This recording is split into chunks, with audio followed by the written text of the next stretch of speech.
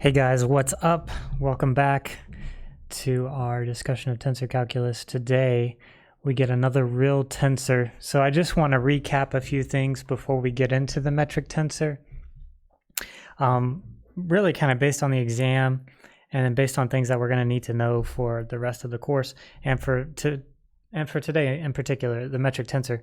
I want to go over a few things that are pretty important. So the basis vectors that we talked about, basis vectors, we'll call them zi. That was partial r, partial xi, where r, capital R, is a position vector. So it's a position vector. So in Cartesian, r would be xi plus yj plus zk. And then we had like ei would be partial r, partial xi over magnitude partial r, partial xi.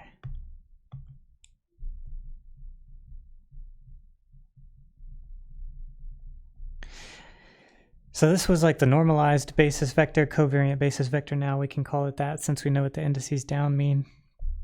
So this is the normalized covariant basis.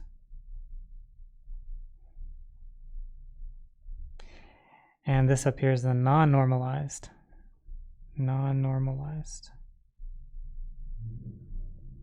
covariant basis. And there seemed to be some confusion on the exam when I said rewrite the vector field in terms of, polar coordinates or whatever. And a lot of people were taking derivatives of the vector field, and that's not good, right? So the covariant basis, the basis vectors are not partial f, partial x, I. They're partial r, where r is a position vector. And all you had to do in that one basically was just rewrite it as r cosine theta I plus r sine theta j. And that was your position vector, at least with Cartesian basis vectors and then polar coordinates in the components. And then from there we developed ER and E theta. So that was kind of what I expected you to do on the exam. So R is a position vector, and that's kind of where we always start. And we're only going to work from here on out with the non-normalized basis vectors, the covariant basis. Okay, does that make sense? I want to make sure that that's a little bit more clear than it has been previously.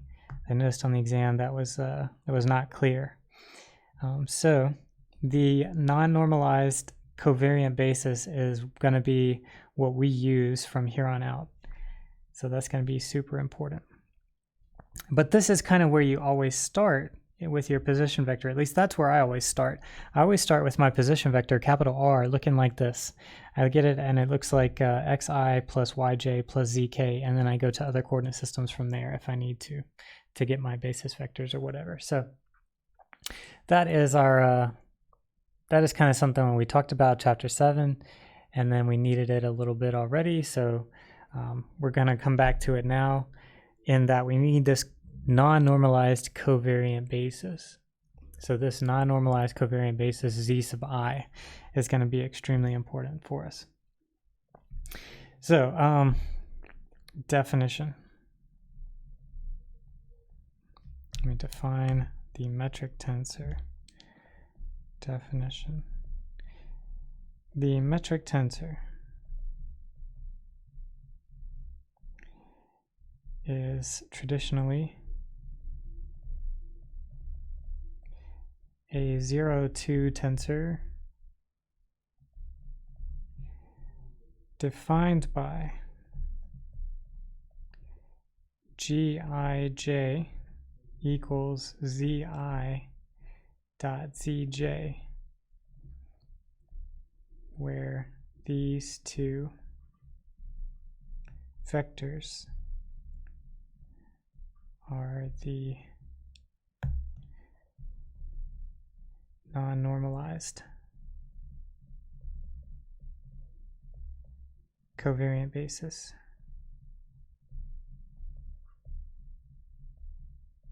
vectors.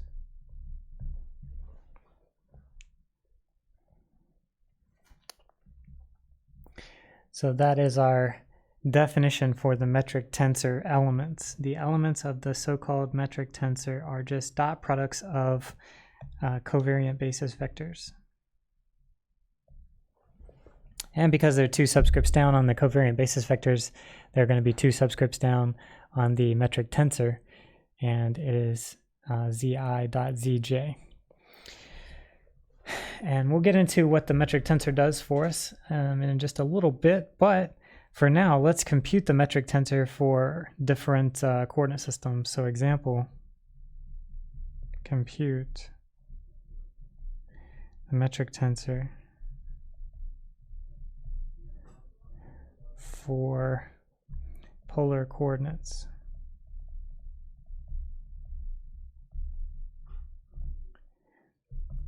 So solution, I'm going to start off with my position vector r, which is xi plus yj. And I'm going to rewrite that as r cosine theta I plus r sine theta j. And I'm going to let x1 equal r and x2 equal theta. So then partial r, partial little r is going to be,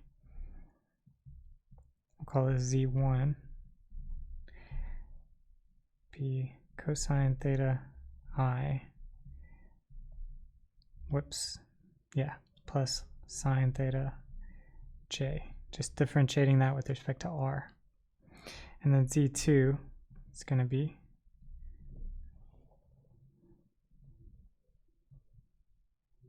differentiate with respect to theta. It's going to give us partial r, partial theta, which is going to be negative r sine theta I plus r cosine theta j. And now that we have these basis vectors, we can get our metric tensor elements. So g11 is going to be z1 dotted with z1, which is going to be cosine squared theta plus sine squared theta, which is 1. G1 dotted with G2, Z1 dotted with Z2, it's going to be, well, we know it's an orthogonal coordinate system, so we actually know this is going to be 0. So that's going to be negative r cosine theta sine theta plus r sine theta cosine theta, which is 0. And then G21, it's going to be Z2 dotted with Z1, which is actually just the same thing, which is 0. And then G22 is going to be Z2 dotted with Z2. And so that's going to be r squared sine squared theta plus r squared cosine squared theta, which is just r squared. And so our metric tensor can be represented as 1, 0, 0 r squared. So that is the metric tensor for polar coordinates.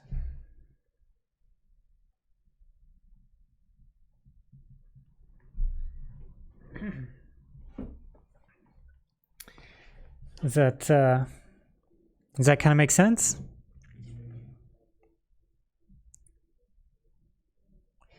Those are the metric tensor components using polar coordinates. Those are the components of the metric tensor in polar coordinates.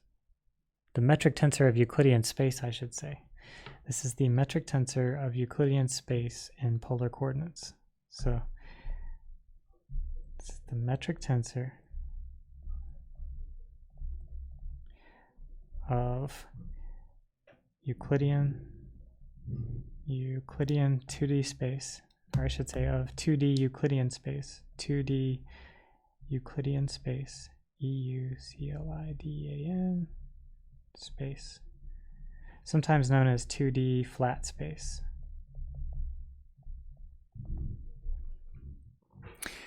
So That is the metric tensor of 2D flat space.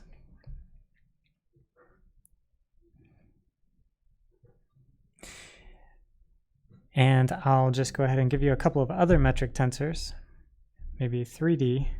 So examples, so other examples.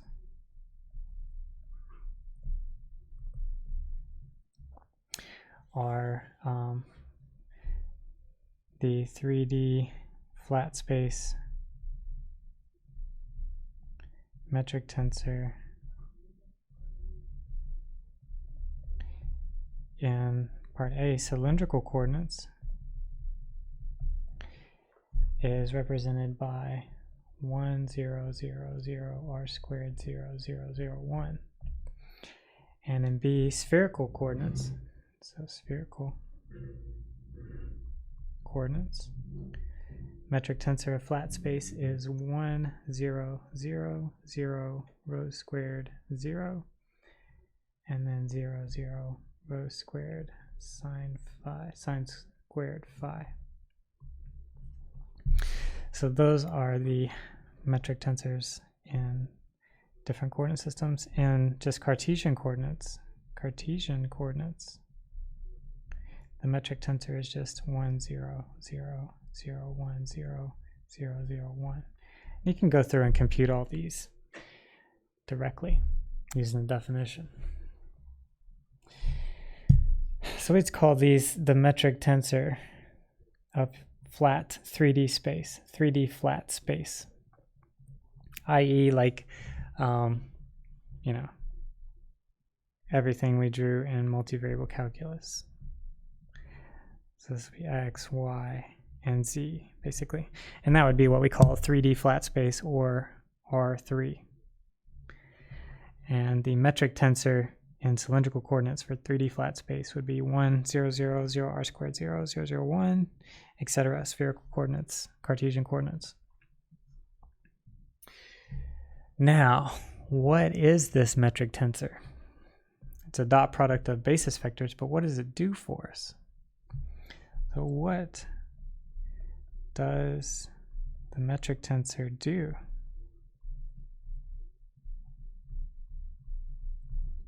Notice here in Cartesian, we could actually just write it as delta ij, or delta, it's actually both down, delta ij down, since it's covariant indices. So delta ij down. Well, metric, can anybody tell me what the word metric means, or what it's used to do usually? Like what does metric usually mean when somebody says that word? Somebody hit me up in the chat.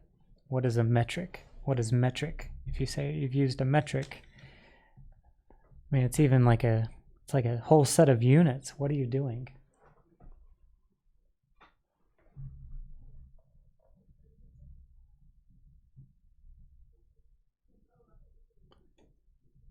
There are no wrong answers, unless you're wrong. Just kidding, of course. Anybody, hit me up with what you think metric means. Somebody says, what metrics are you using?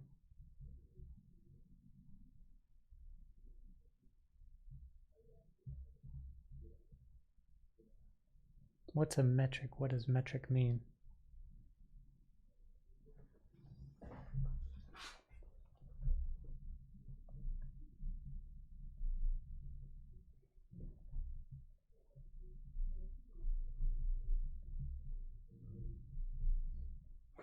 Metric usually means nobody's going to help me. Leave me hanging. Oh, no. Okay. Yes, measurement. So metric usually means measurement. To measure something, measurement. That's why I have like the metric system. You're measuring, metric, measurements. In math, metric specifically refers to calculating distance.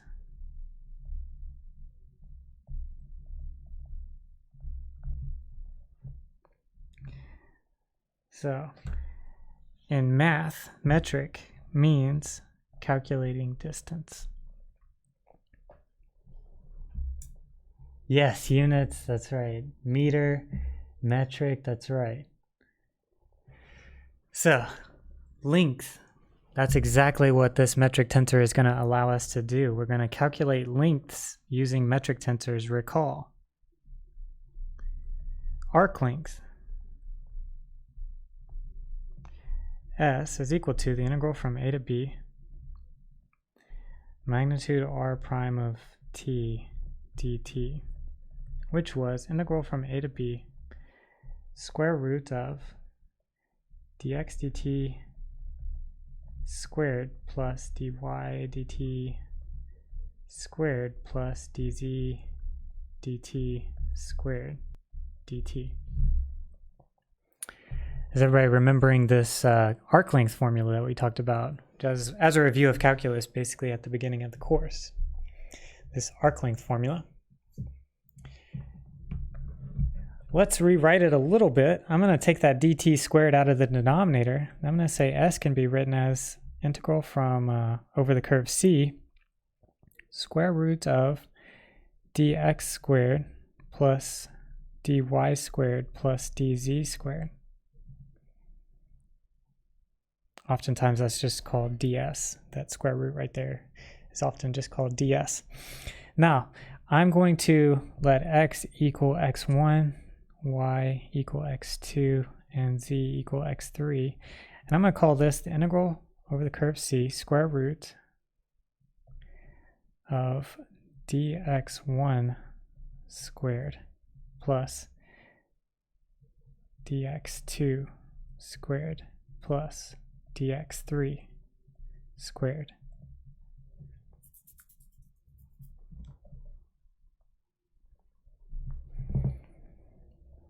Does everybody follow that?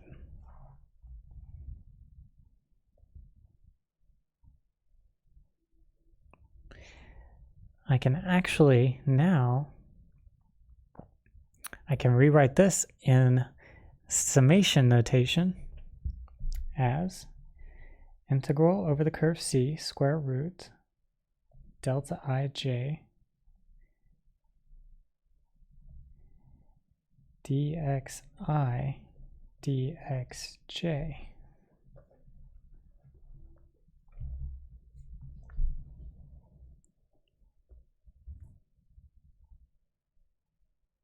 Is everyone following now? If you expand that sum out, right, that's just like a test problem, delta ij dxi dxj. It's a double sum. Delta ij is equal to 1 if I is j. So you sum I equals 1, j has to be 1, so it's dx1 squared. And then you go I equals 2, well then j has to be 2, so it's dx2 squared plus I equals 3, j has to be 3, dx3 squared. So I'm just kind of undoing the squares in the middle there and writing it in terms of Einstein summation notation. So actually, this is the arc length formula in Cartesian coordinates using the Cartesian coordinate metric. So this is the Cartesian metric for flat 2D or 3D or technically n-dimensional space. So n-dimensional space.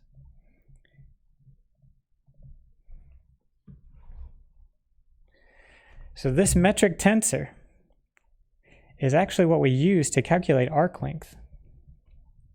So the metric tensor is used to calculate arc length.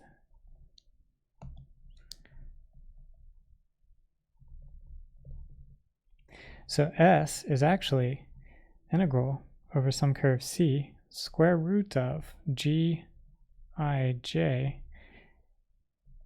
dxi dxj,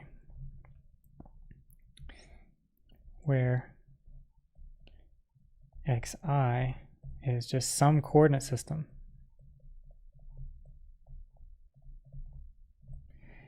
C is a curve in the space, and Gij is the metric tensor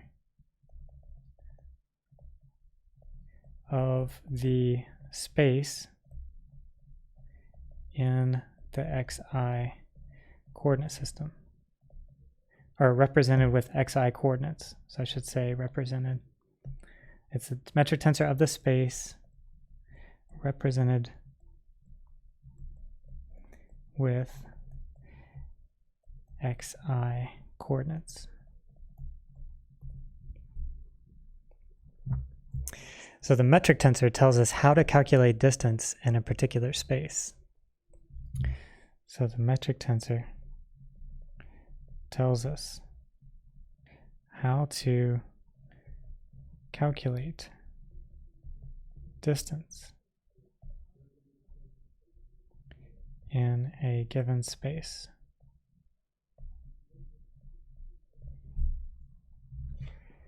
All we're familiar with, honestly, is the flat space of Euclidean space, right? We are most familiar with flat space, R2, R3, etc. And we've seen the three metric tensors, Cartesian, spherical, and cylindrical in flat space. But there are plenty of spaces that are not flat. So, however, there are 2D and 3D spaces which are not flat.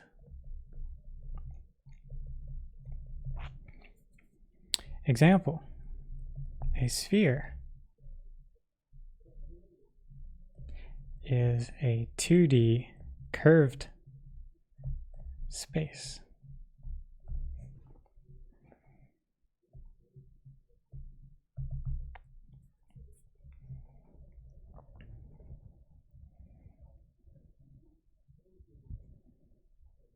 And let's say you want to find the distance between this point and this point.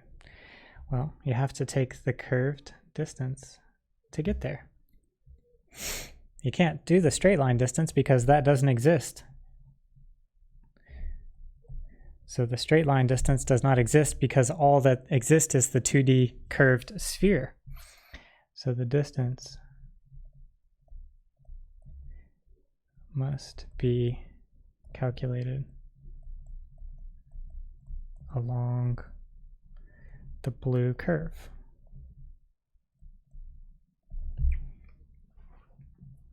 And the metric tensor of the sphere would tell us how to calculate distance. We'll do an example like that at some point maybe. But I think I want to give you some more like background before I go into like the metric tensor for a sphere in spherical coordinates. But that's an example of a curved two-dimensional space. It's two-dimensional because to be on the sphere, I only need to know two things, phi and theta. If I want to be somewhere on the sphere, let's say like right here, I just need to know, okay, theta and phi. You basically just need to know a latitude and a longitude to know where you are on the surface of the sphere. So two variables, phi and theta, implies it's a two-dimensional space. You specify those two variables, you know exactly where you are on the surface of the sphere. And since it's a two-dimensional surface, you can't leave it. You can't go above or below the surface. You can't leave the sphere. So it's basically like you're an ant that lives on the surface of the sphere. You can't leave the surface of the sphere, so that's all you know. That means it's only a two-dimensional world. It's a two-dimensional space. We're viewing it from a three-dimensional perspective, but as it is, it by itself is just a two-dimensional surface. And that's all there is. You can't leave it, so you have to travel along the surface of the sphere to calculate the distance between 2 points on the sphere. And the metric tensor of the sphere in spherical coordinates would help us calculate the curved distances there. Let me know if you have any questions. I know this is kind of recapping, I hope, a little bit, and hopefully this is kind of clear. Are there any questions? I'll take a quick break, see if there are any questions.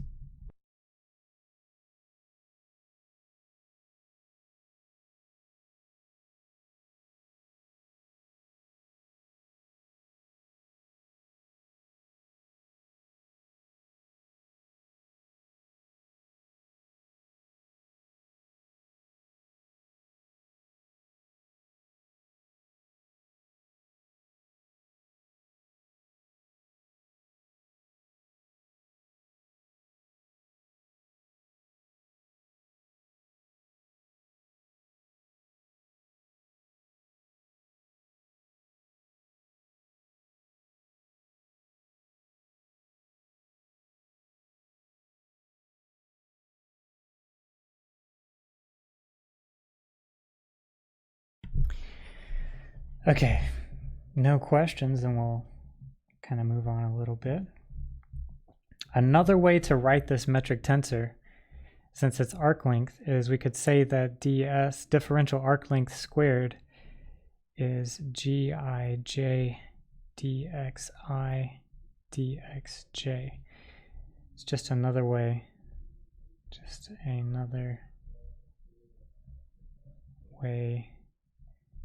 to represent the metric.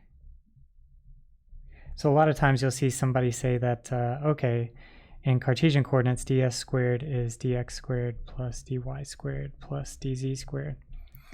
And they're telling you that's the metric. Well, it is, in that you can see the metric is 1, 1, 1 on the diagonal and 0 everywhere else because you have no cross terms. And in polar, or whatever you want to call it, cylindrical coordinates, you would see dr squared plus r squared d theta squared plus dz squared. And again, you would see, okay, that is the metric because you see 1 r squared 1 on the diagonal and 0 everywhere else because you don't have any mixed terms like dr, d theta, or d theta, dz, or anything like that. And the same thing for spherical. Some people would say that this is the metric, ds squared equals, what was it? It was like d rho squared plus rho squared d phi squared plus rho squared sine squared phi d theta squared.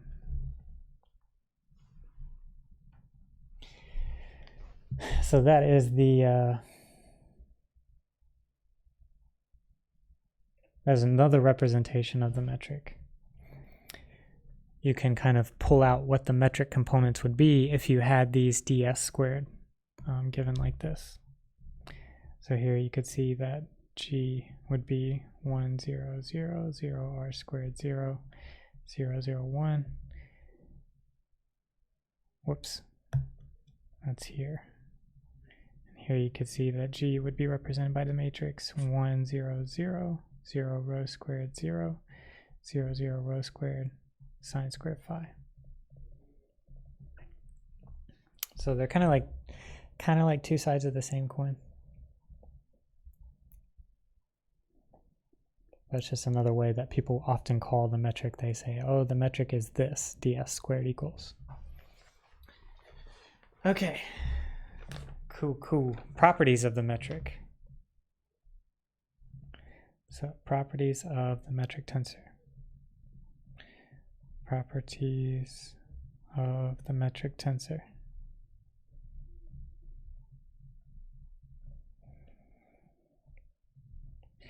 And just to recall that gij is given by zi dotted with zj.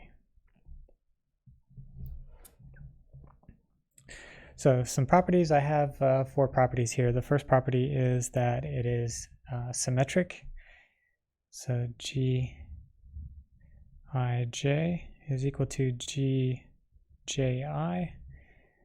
So it's a symmetric tensor. symmetric rank 2 tensor.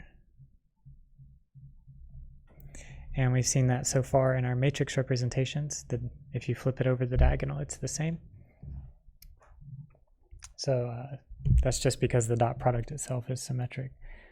So it's really just because zi dot zj equals zj dot zi. So the metric tensor is itself symmetric, which is cool. It's good. The second property is that all second order partials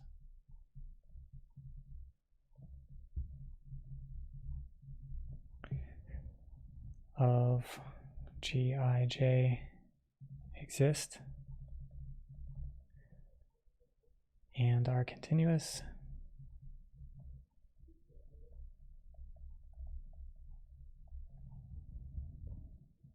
So that's good to know.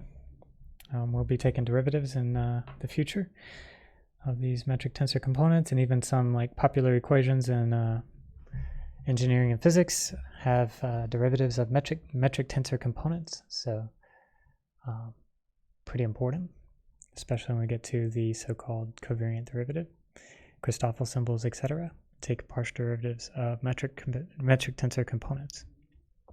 Let's see, the determinant of Gij.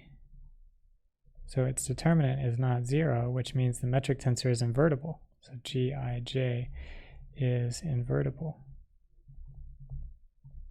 And if you recall, for rank 2 tensors, we called that Gij up is its inverse exists.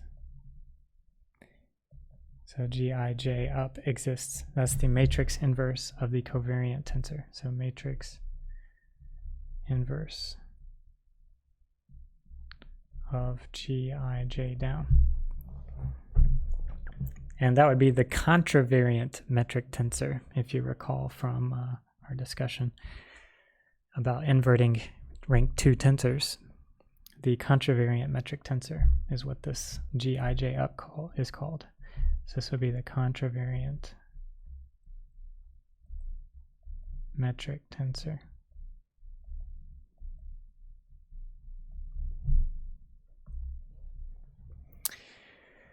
Cool, cool.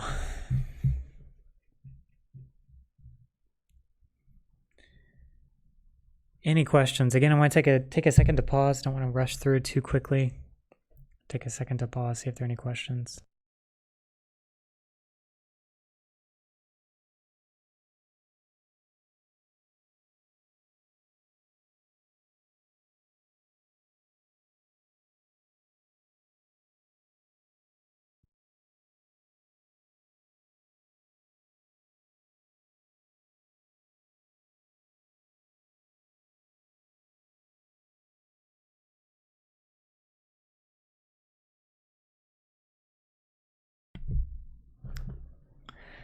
Okay, and then part D is this distance, the distance concept produced by integral square root of Gij dxi dxj is invariant. Meaning it doesn't matter which coordinate system you represent the metric tensor with, you're going to get the same distance. And that makes sense. That's a physical thing. That should not depend on our coordinate system that we use to calculate it.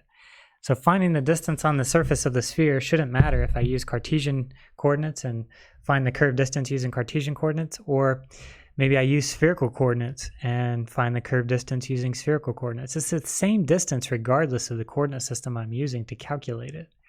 So that's what this is saying right here, is the distance concept produced by the integral over some curve in the space produced by this metric tensor is invariant. It doesn't depend on the coordinate system used to calculate it. Let's look at an example of finding the length of a curve. So, example. This example says find the length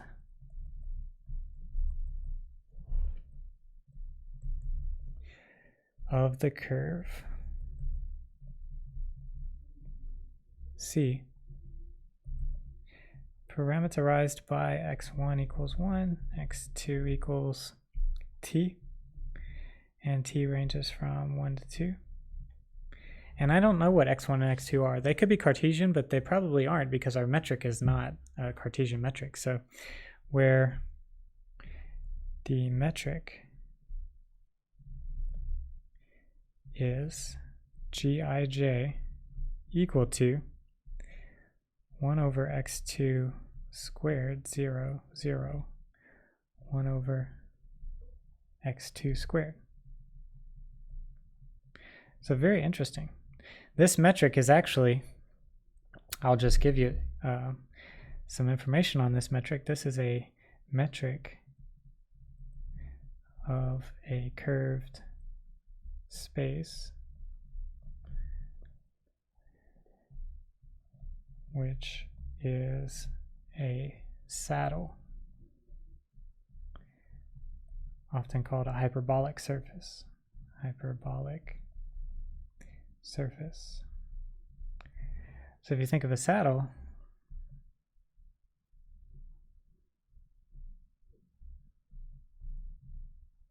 kind of like this, how would you find the distance between 2 points on that saddle? Well, I would have to follow the saddle itself and stay within the saddle to find the distance between those 2 points. And the metric that tells you how to stay in the saddle basically is this this G right here. So this tells us how to calculate distance in the saddle. Now, I'm not deriving this metric tensor for you or anything like that, but I just go ahead and give it to you, and then I ask you to find the distance, or the arc length of this curve. These may be Cartesian coordinates. I don't think maybe they are, but I don't think they are. Could be wrong. So, regardless, let's just compute the distance using the formula. So the length S is the integral from a to b square root of d, or gij, dxi, dxj, and I'll go ahead and introduce the t again. So actually I should just say over the curve C here, I'll go ahead and reintroduce the curve, or the t parameter. So integral from a to b square root of gij dxi dt dxj dt, and then dt outside.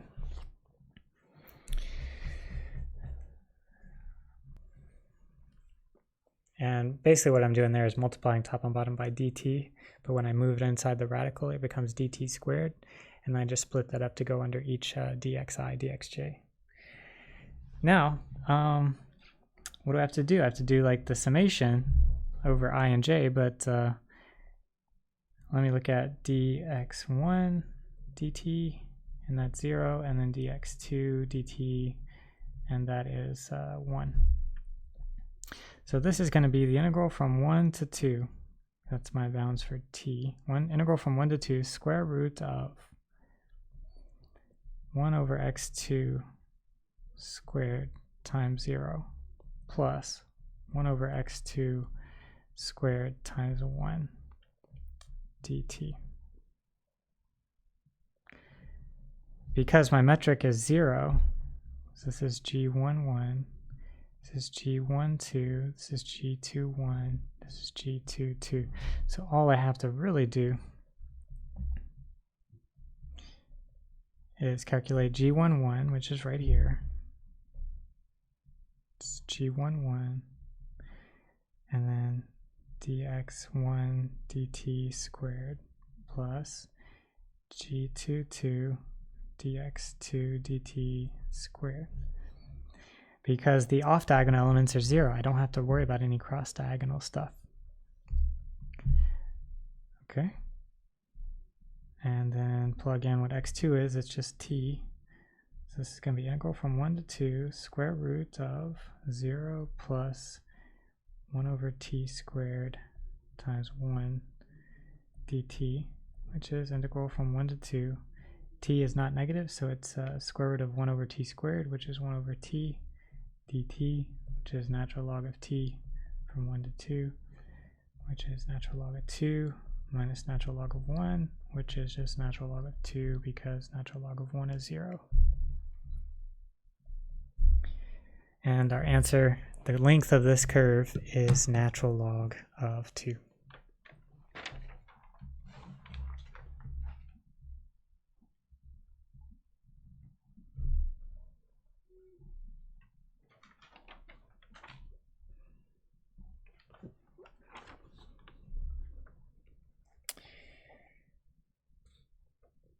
Cool.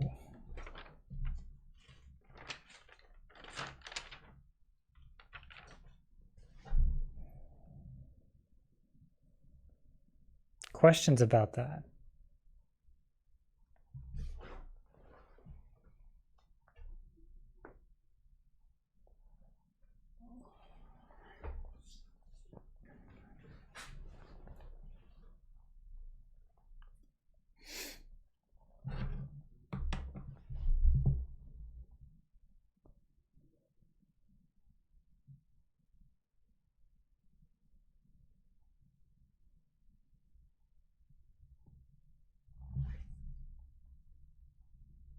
No questions.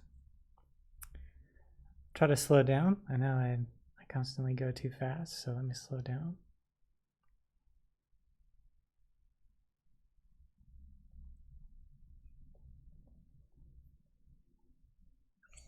We're about to do a little bit of a proof. It's very, very computational. It's kind of like what we've been doing already. But we haven't actually shown that the metric tensor is indeed a tensor. We've just been calling it a tensor. So let's actually show that the metric tensor is a tensor, meaning we need to show that it satisfies a covariant transformation for 2 indices down. So, example, show the metric tensor is indeed a 0, 2 tensor. Okay. Proof. First, we'll show Zi down is a covariant tensor. So we'll look at Zi prime, which by definition is partial r, partial xi prime. But let's go through the non-prime coordinate system first. So that could be partial r, partial xm, partial xm, partial xi prime, just using the multivariable chain rule and the Einstein summation convention, summing over m, which is partial xm, partial xi prime, zm down, which is a 0, 1 transformation. So what we've just shown basically is that the covariant basis is indeed covariant.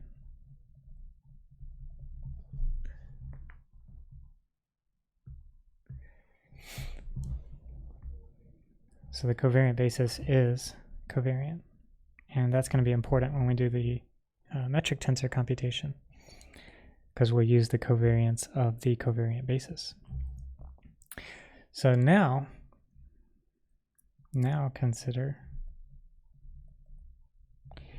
Gi prime j prime. By definition, that's Zi prime dotted with zj prime. And now both of those are covariant, so I can change it to something like partial x m, partial x I prime zm down, dotted with partial x m, or n, partial x j prime zn down, which turns into partial x m, partial x I prime, partial x n, partial x j prime zm, dotted with zn, which then is partial xm, partial x I prime, partial xn, partial x j prime gmn, which is a 0-2 transformation.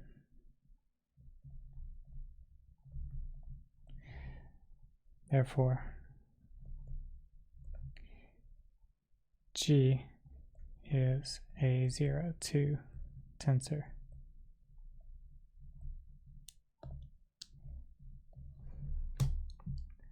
So now we've got a real tensor that we can, a real 0-2 tensor that we can call by name. We call it the metric tensor.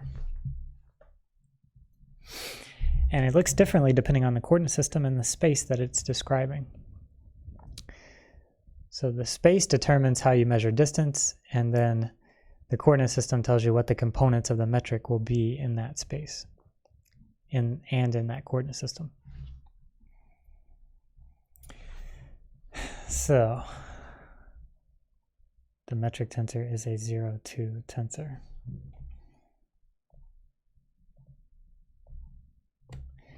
Good stuff. One last thing I want to mention today is how do you know if a space is curved or flat?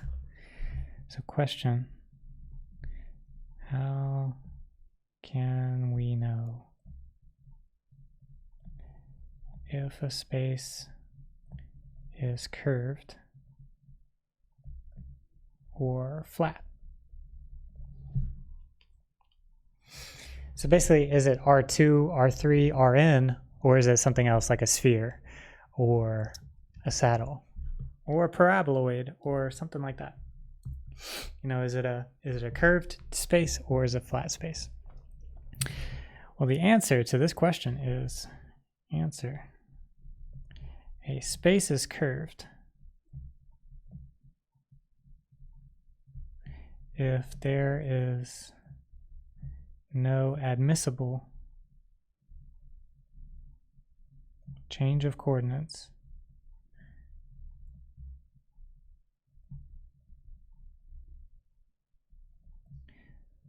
which can produce a metric of the form Gij equals delta ij. So basically, no matter what coordinate system you use, you can never make it the identity matrix. If that is the case, if you can never make your metric the identity, no matter what coordinate system you use, then your space is not flat.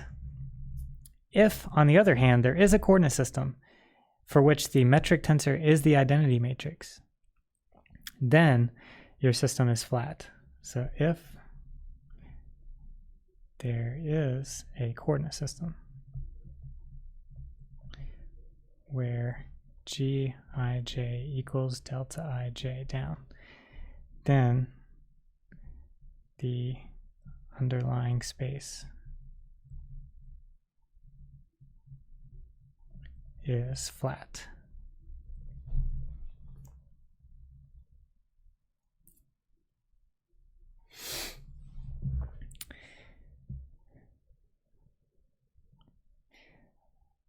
So then we either call it a Euclidean metric or a non-Euclidean metric, or a Euclidean space or a non-Euclidean space. Euclidean space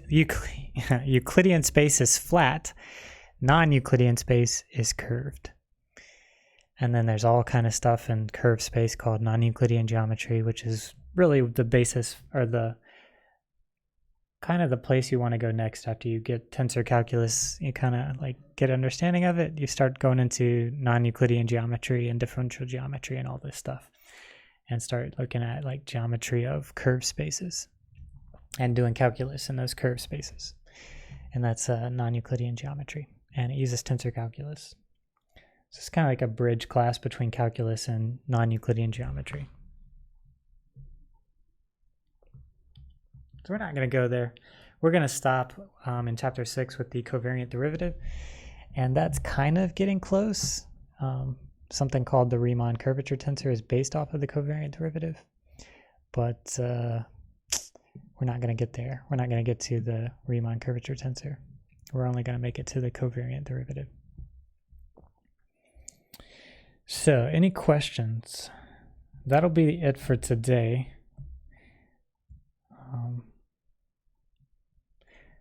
We'll do, oh snap, quiz. Quiz 4.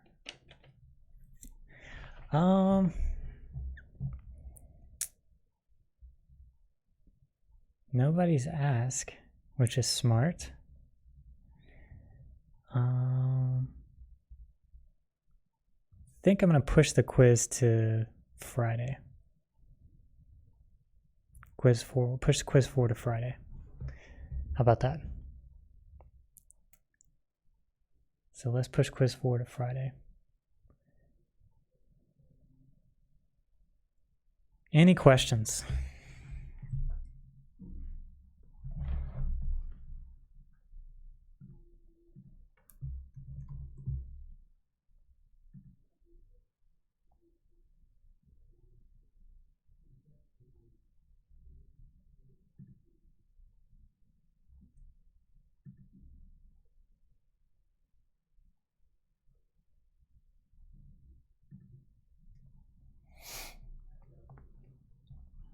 Yes.